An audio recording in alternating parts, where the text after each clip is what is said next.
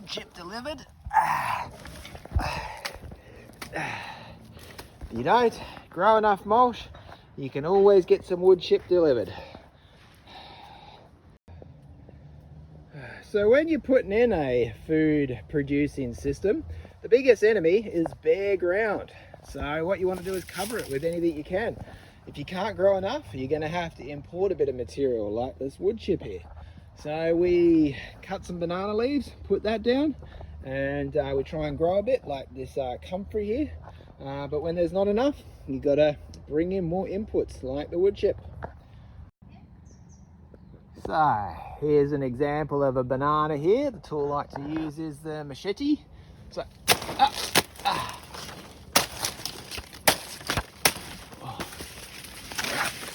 get that down.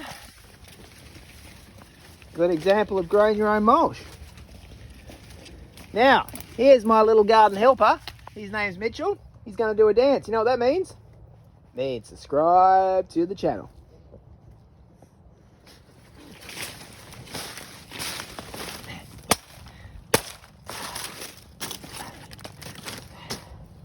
Mulch goes down. Another good example of mulch is comfrey. You can grow your own. Cut the leaves, scoop them up, put them down. Good thing about comfrey is it can be grown from root division. Come in here, dig the roots up, cut them into pieces, re-dig them, more plants. So you want to try and get as many things growing in the ground as possible.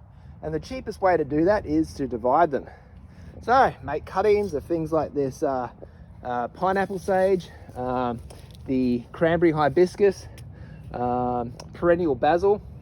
Another good one for the bees. Yeah, basically you want to multiply and divide your plants.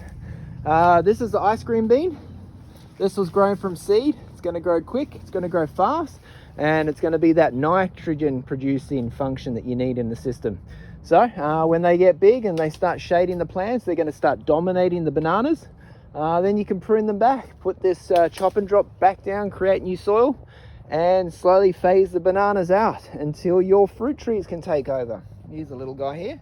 And when they form the function of the main canopy, then you can start pruning even them themselves, and they will produce soil ongoing, and you will have a system that cycles. There's Mitchell again. Have you subscribed yet? He's still going to dance until you press that button. 3, 2, 1, subscribe. Subscribe to my channel. Subscribe to my channel. Because subscribing makes you feel good. Yeah. Check this swale out. A nutrient and moisture trap. Every time it rains, holds the water in, slows it down, locks it in place, and soaks it into the root zone so it doesn't just wash down the slope. Look at that.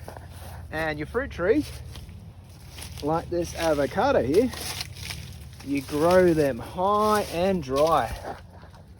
Up there on the mound, that's a good 1 meter above the water level. So it can reach down, get its roots into the moisture if it needs to, but it also got that dry spot to keep it out of trouble. Good system, and a system that looks after itself. Other ground covers that you can grow from cutting: schizo, Brazilian spinach, longevity spinach, also a good ground cover. Pinto peanut. This guy you can't eat, but nitrogen fixer, and is going to cover the ground beautifully with a carpet of green. Strawberries.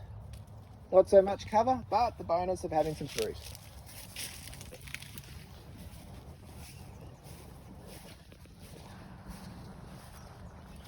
And of course, dotted amongst your system, you should always have some pineapples. Now, just to clarify, I'm in the subtropics, so I can grow some of those nicer fruits that are a bit harder in the frost zones. Pineapples, good one for the shade. Take up that space, that real estate that's hard to grow in. What do you approve? Pineapples? Good. Good to grow. It's got the Mitchie seal of approval. Smash that like button. Mitchell, show them how it's done. Smash it. 3, 2, 1, Smash that like button. Smash it and you'll get luck all week. So, we are heading into winter. Everything's looking a bit shabby at the moment. Bananas are still green, but their leaves are going to turn brown. They'll go a bit dormant. They'll drop a few leaves over when it gets colder. Pumpkin's a great ground cover. It's also going to die back, but it grows itself, keeps going. It's a perennial, won't die.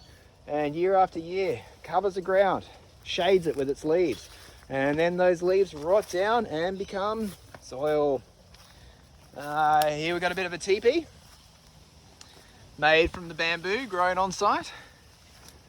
And there was pumpkin growing up here at one stage, but at the moment it's been dominated with choco vines. Show us a choco, bitch. Choco. Big choco. There we go. Look at them just hanging there, ready to harvest. Yeah. Here we go. So, multi-use structure. Let the chocos hang down. Get a bit of shade when it's hot.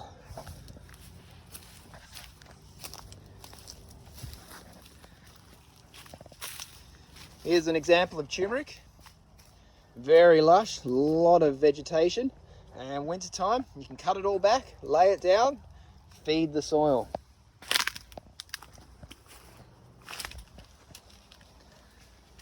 It's getting to be a jungle in there. What you got there?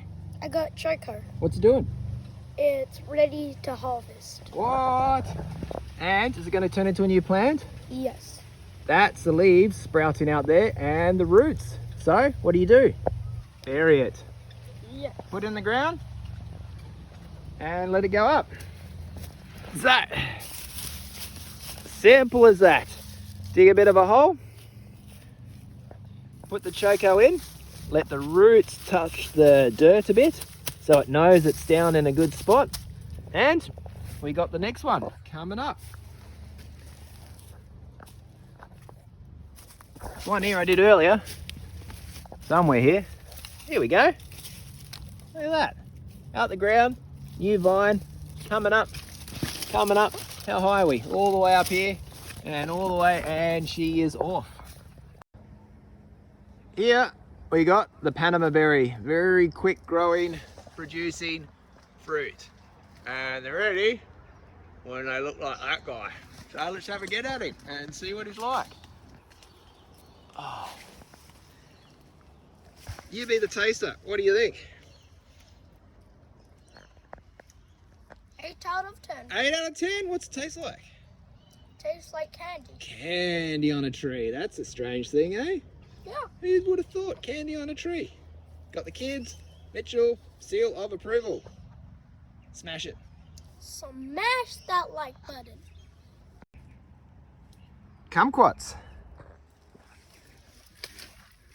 What do we think of a kumquat? You see? Whoa, that's sour. And? 3 out of 10. Dude! That's sour. No way, did I prank you? Maybe. I don't know. You won't know till you have another bite.